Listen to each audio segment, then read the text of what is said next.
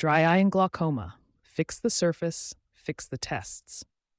Persistent dryness and irritation of the eye surface, often called dry eye disease or ocular surface disease, is very common in people with glaucoma, especially those using eye drops. This surface problem can blur vision, make you blink more, and change the way your eyes see light. That in turn can throw off glaucoma tests. For example, a frustrated, burning eye may cause more false positive or tracking failures on a visual field test. Or a rough tear film can cause the OCT scan light to scatter and miss part of the nerve fiber layer.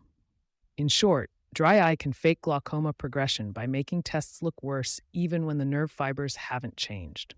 Before declaring your glaucoma is getting worse, doctors must check and optimize the ocular surface. Treating the dryness and lids first will give more reliable test results. In this article, we explain why and give a step-by-step guide to fixing the surface. How ocular surface disease skews glaucoma tests. Visual field tests, perimetry. If your eyes are irritated or your vision fluctuations, it's hard to concentrate during a perimetry test when you press a button for each light you see. Studies have shown that patients with more severe dry eye symptoms tend to have more tracking failures and unreliable field tests. In one study, giving just 1 drop of artificial tears before testing noticeably improved visual field quality, lowering false negatives and giving a better average result. In practice, unresolved dryness can make it seem like your field is worse. OCT scans. Optical coherence tomography, OCT, uses light to map the retina and nerve layers. A healthy tear film and clear cornea are needed for crisp images. Dry or irregular tears can cause segmentation errors. The software might misidentify layer boundaries when the images are foggy or have debris. These errors often underestimate nerve fiber thickness by a few microns. In other words, an OCT scan taken through a bad tear film can look falsely thin, mimicking glaucoma damage. In fact, a classic study found that about 20 to 50% of automated OCT RNFL scans had some error, especially when image quality was lower. Always ask your doctor if they checked scan quality or redid an OCT if the results looked surprising. Why it matters. If dryness causes a test to look worse on one visit and better the next, the glaucoma doctor might misread this as disease progression. By contrast, if the surface is healthy and stable, any change is more likely real. We want to remove the fake changes caused by the surface. Bold and bright, perfectly healthy eyes will give much more consistent test results. So treat first, test second. Improving the ocular surface, a step-by-step regimen. Your eye doctor or optometrist may suggest a stepwise approach to restore a smooth, hydrated surface. Here's a typical plan. Use frequent preservative-free artificial tears. Instill a preservative-free lubricating eye drop several times a day before testing and in between glaucoma meds. Preservatives in many eye drops, like benzalkonium chloride, can worsen dryness and irritation over time. Opting for preservative-free formulations, which many pharmacies carry, helps prevent further damage. Artificial tears re-establish a smooth tear film and clear vision. Research shows that even 1 drop immediately before a field test can improve the result. In practice, try to keep your tears topped up all day, for example, 4 to 6 times daily or as directed. Lid hygiene. Warm compresses, cleaning. Many glaucoma patients have oily gland dysfunction or blepharitis, which make tears unstable. Warm compresses soften the dried oils clogging the lids. Evidence suggests that applying a warmed, around 140 moist compress to each eyelid for about 10 minutes daily significantly improves tear quality and dry eye symptoms. After the compress, gently massage your lids toward the lashes to express the oils. Then clean the lid margins with a mild lid scrub, baby shampoo on a cotton swab, or commercial lid wipes. Regular lid hygiene, warming, massaging, and cleaning is the cornerstone of treating dry eye and blepharitis. In MGD, meibomian gland disease, good lid hygiene has been shown to reestablish tear film stability, improve gland secretion, and decrease dry eye symptoms. Protect from irritants. Air conditioning, fans, wind, smoke, or low humidity can aggravate dry eyes. During the treatment phase, avoid these triggers if possible. Take breaks during long screen use to blink normally. A humidifier at home or day glasses can also help keep tears from evaporating. Short-course anti-inflammatory treatment. If the ocular surface is quite inflamed, red, painful, or heavily stained, and not improving with tears alone, your doctor might prescribe a short course of mild steroid eye drops, for example, loteprednol or fluorometholone, or a non-steroidal anti-inflammatory drop. Topical steroids are powerful anti-inflammatories and have been shown to significantly reduce dry eye symptoms and corneal staining, even more than artificial tears alone. Their effect is usually seen in 1-2 weeks. Caution: steroids can raise eye pressure in some people, so this must be used under supervision and only briefly. For long-term improvement, the doctor may also consider immunomodulators like cyclosporin or lifitegrast, but these take weeks to act. For immediate test accuracy, even a week or two of a safe steroid ointment under doctor guidance can calm the surface. Some combination drops, steroids, antibiotic, are also used for blepharitis. Recheck and repeat before progression. After a few weeks or a month of these surface treatments, repeat the glaucoma tests, visual field, OCT, with the surface optimized. In many cases, findings that look concerning at the first visit are actually stable once the eye is lubricated and comfortable. For example, one study showed that after using artificial tears, patients' visual field mean deviation improved and false defect points decreased. Similarly, an OCT scan done through a clear tear film will suffer fewer segmentation errors. If needed, keep the regimen going and retest again, rather than rushing to escalate glaucoma therapy based on a possibly spurious change.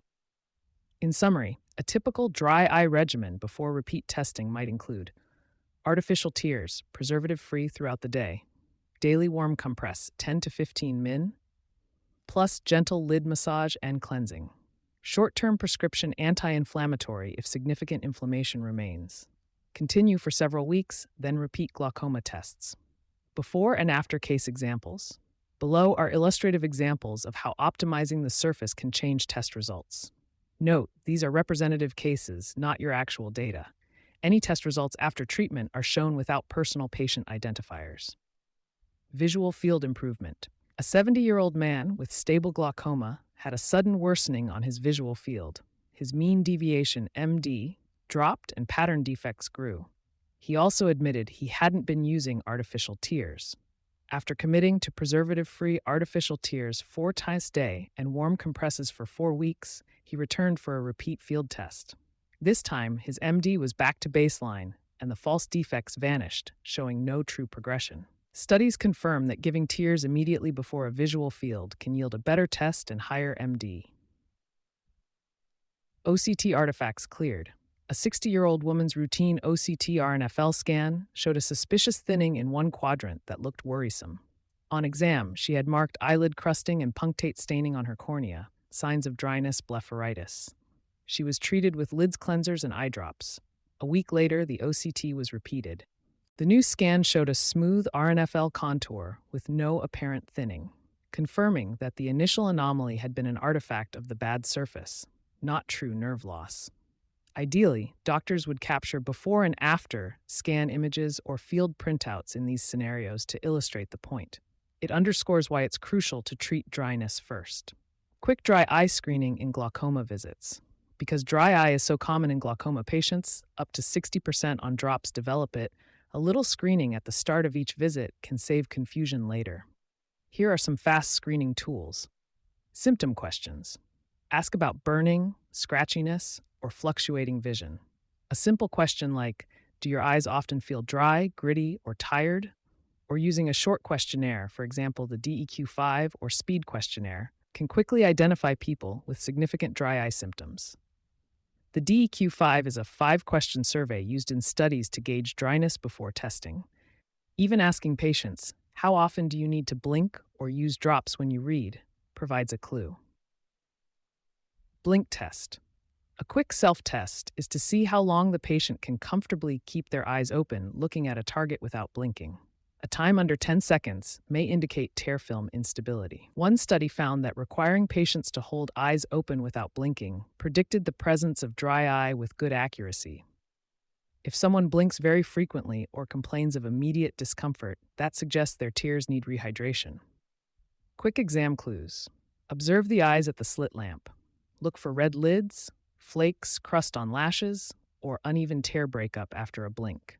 A quick installation of fluorescein dye, if your office has time, can reveal short tear breakup time. Notice if the tear meniscus, pool of tears on the lower lid, is low. Also evaluate eyelid margin for excess oil or debris. These signs mean the surface is abnormal. Action on the spot. If screening suggests dryness, don't wait. You can often have the patient place a drop of artificial tears in each eye before performing any glaucoma pressure measurement or visual field test. This simple step may improve test accuracy immediately.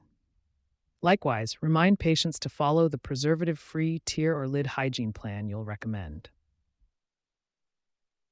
By integrating these brief checks into your clinic visit, glaucoma progression can be distinguished from test error.